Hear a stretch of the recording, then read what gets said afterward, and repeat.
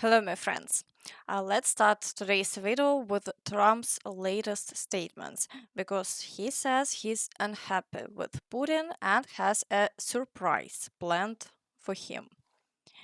Donald Trump, during a cabinet meeting, said he's not satisfied with Putin because he's killing a lot of people, up to 7,000 a week, most of them his own soldiers. When a reporter asked what Trump plans to do about Putin, he responded, I wanna tell you, don't we want a little surprise?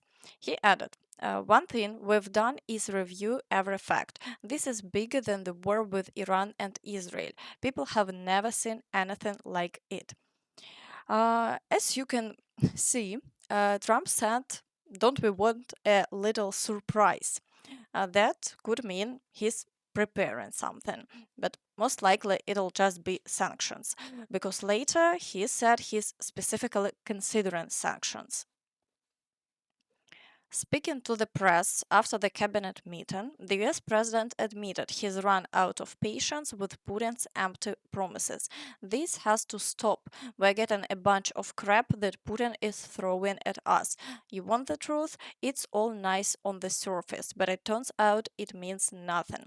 When asked whether sanctions like those proposed by Senator Lindsey Graham should be imposed on Moscow, Donald Trump said he's considering that option. So it looks like new measures against Russia will be taken very soon. Finally, Trump seems to have realized that Putin has been deceiving him. It's a shame he didn't believe Zelensky right from the start, and we lost six whole months and many lives and a lot of territory during that time. And most likely, as early as today, Wednesday, the Senate will consider a new bill. Senator Lindsey Graham's important bill to strengthen sanctions against Russia is scheduled for review on Wednesday. This is a critical piece of legislation that sends a strong message to Putin. Talking and killing is a losing strategy. The American people will only tolerate the lies of a murderous dictator for so long.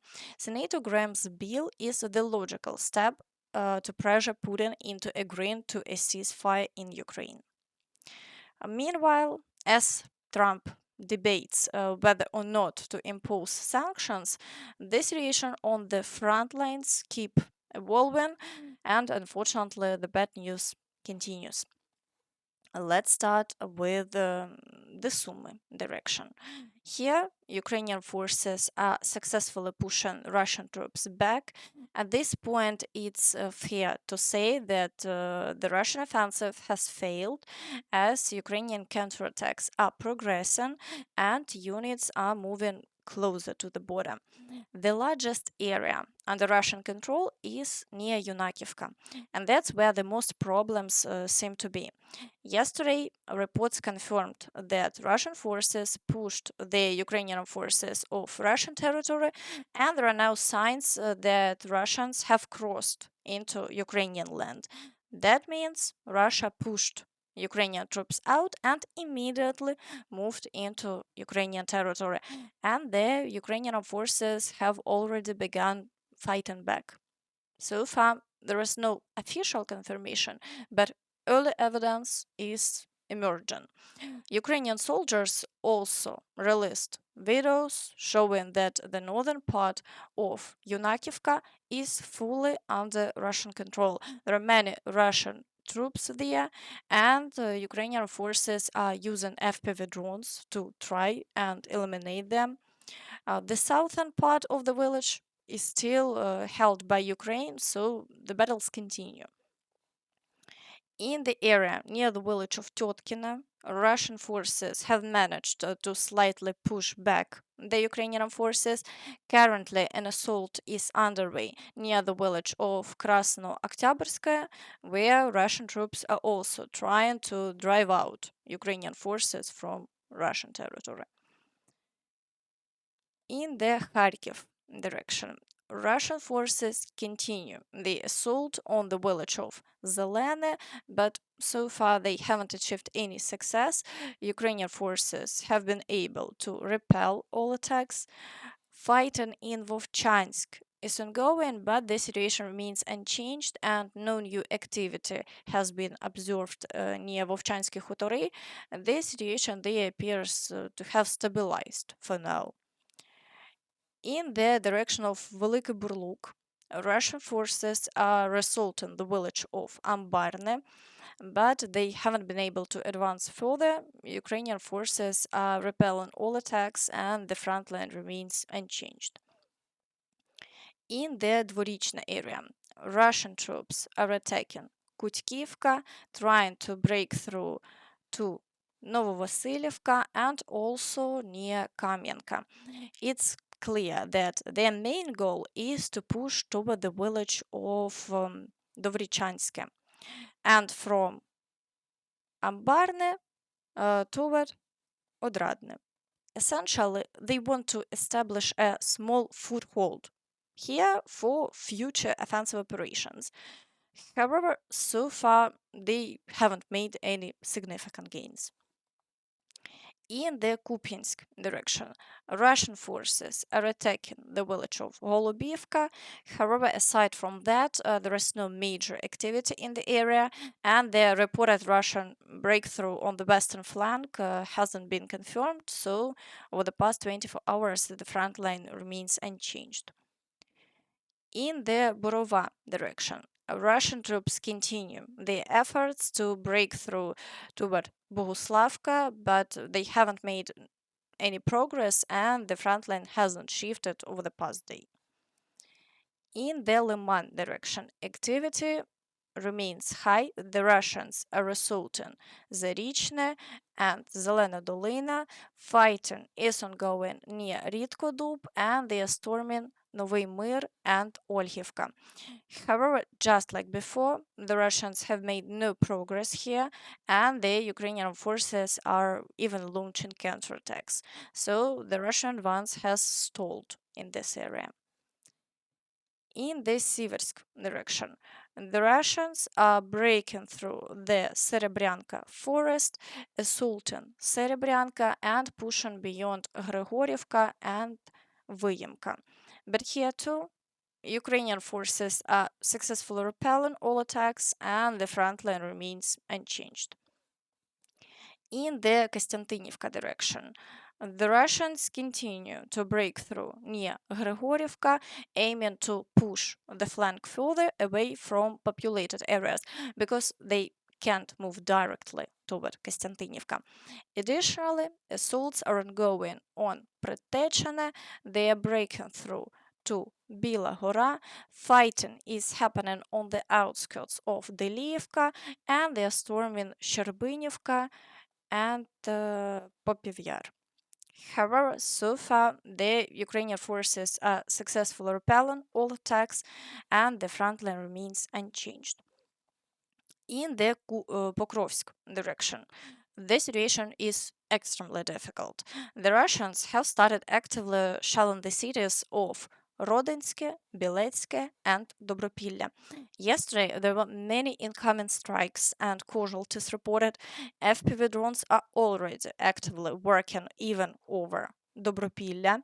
Meanwhile, the Russians continue to storm Razine to break through toward Rodinske. If they manage to break the defense in Razine and advance further, it would be a disaster for this direction, so decisive battles are currently ongoing. The Russians are also storming Novoekonomichne, and fighting is happening inside the settlement itself as they increasingly push closer to the center. Assaults on Myrolubivka haven't stopped, and near Pokrovsk there are ongoing battles for Lysivka and Chunishine. They're breaking through closer to the outskirts of Pokrovsk, storming Udachne and fighting near Novosergiyevka.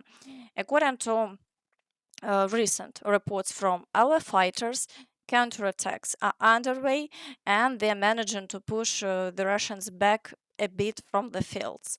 For now, we wait to see how things will develop further, but it's clear that activity here is incredibly intense. In the Novopavlivka direction, The Russians are breaking through toward Novopavlivka, storming Gorykhovo and Oleksiivka, breaking through near Yalta by Pidubne, which yesterday fully came under Russian control. They are also storming Voskresenka and breaking through from Fedorivka.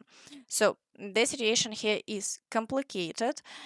However, the Ukrainian forces are trying to launch counterattacks and push the Russians back from some positions. Of course, this doesn't change the overall situation much as the Russians continue the assaults to advance further, but it at least slows their progress a little. In the Velika Novosilka direction, the Russians cannot fully control the village of Shevchenko because the Ukrainian forces are conducting counterattacks there and fighting is still ongoing on the outskirts. They are also storming Huliaipole, breaking through from Novosilka and in the area of Temerivka. Last night, the Russians began showing videos of them raising another flag in Shevchenko, claiming that the village is supposedly fully under their control. For now, we are waiting for official information, but this isn't the first time the Russians have claimed to control a village, so we are waiting for confirmation. In the Huliaipole direction, the Russians are storming Malinivka, but they haven't been able to advance further, and for now the front line remains unchanged. In the Zaporizhzhia direction, the Russians are breaking through toward Malatokmachka and storming Kamensk. Last night, the Russians also claimed they had fully taken Kamensk under their control and even showed video footage.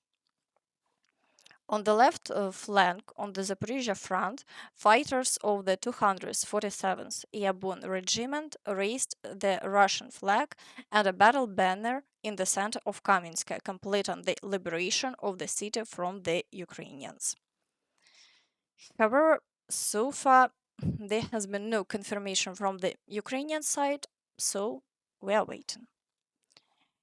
In the Kherson direction, shelling continues without any offensive actions, and for now the front line remains unchanged. To give you an idea of how intense the shelling on the right bank is, last night the Russians posted another video showing many flashes from strikes on the right bank. Meanwhile, against the backdrop of Trump's promises to increase aid to Ukraine, the US Army has quadrupled its purchase of missiles for the Patriot systems. The US Army has quadrupled its Patriot missile purchases following promises to increase supplies to Ukraine. The increase in planned purchases from 3,376 to 13,773 PAC-3 MSE missiles was confirmed in a memorandum by the U.S. Army Requirements Oversight Council and will cost the U.S. budget an additional $40.2 million. But it's important to remember that Trump also plans to create a dome system in the US, which will also require a huge number of missiles. So there is no guarantee this increase is solely for Ukraine. We need to wait for clarification. But Trump has already said he approved sending defensive weapons to Ukraine. The US president confirmed this at a briefing after a meeting with members of his cabinet. Putin doesn't respect human life. He kills too many people, so we are sending defensive weapons to Ukraine. At the end, Donald Trump nodded toward Defense Secretary Pete Hegseth and said he approved these deliveries. Recall that it was Hegseth's initiative that had previously paused arms shipments to Ukraine. Also, Putin thought that new BRICS community of countries would shake the world, but it seems not. Trump has already started fighting the BRICS members. Trump announced the introduction of tariffs against the Russia-allied BRICS alliance. A 10% tariff will be imposed on imports from all BRICS members, Donald Trump said after the US government meeting. They have to pay 10% if they're in BRICS, because BRICS was created to hurt us. BRICS was created to knock our dollar off its standard status. That's fine if they want to play that game, but I can play that game too. For now, we wait to see how things develop, and definitely share your opinion in the comments. Will this stop Russia's partners? And that's all from me. So please don't forget to like this video, subscribe to the channel, and hit the notification bell to stay updated on all the latest news. Thank you for watching, and see you next time. Bye bye.